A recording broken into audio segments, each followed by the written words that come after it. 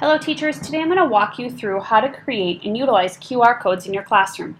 A QR code stands for a Quick Response Code.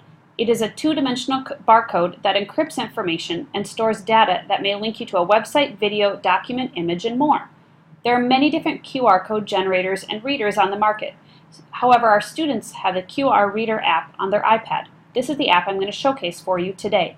It allows students to scan or create their own QR codes.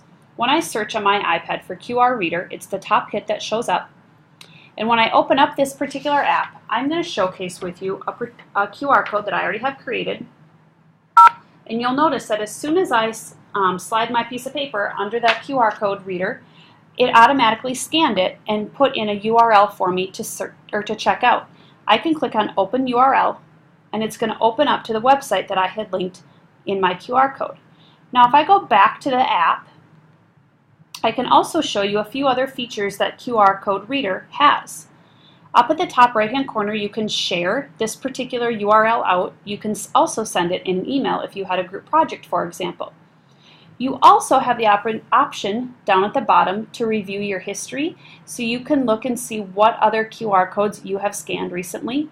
If this was a particular website that was a favorite of yours that you are going to be coming back to multiple times, you could click on the star. And what that does then is adds it to your favorites folder. So then I can click on my favorites folder, and you'll see that I have my website link right up here at the top that I just scanned out to. I also can click on Edit in the top right hand corner, and I can delete this particular website or QR reader scan if I do not want it to be there any longer. I click on the circle and press Delete. The other neat feature that this particular app has to offer is for students to be able to create their own QR reader or QR codes. I can click on Create, and up in the top left-hand corner I can click on the plus sign, and now I'm able to input text or any other content such as numbers or URL addresses.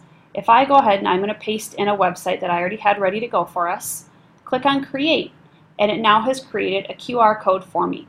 I could now put this QR code on my website, or I could also have it linked in or posted up on my smartboard for students to scan when they come in.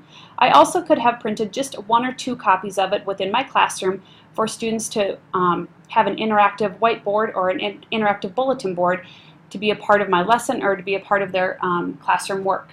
A few other uses that QR code can bring to your classroom are for you to create task cards for projects connected to any content area, assign a QR code to an assignment that you might collect from your students, create scavenger hunts around the school or classroom that link students to articles.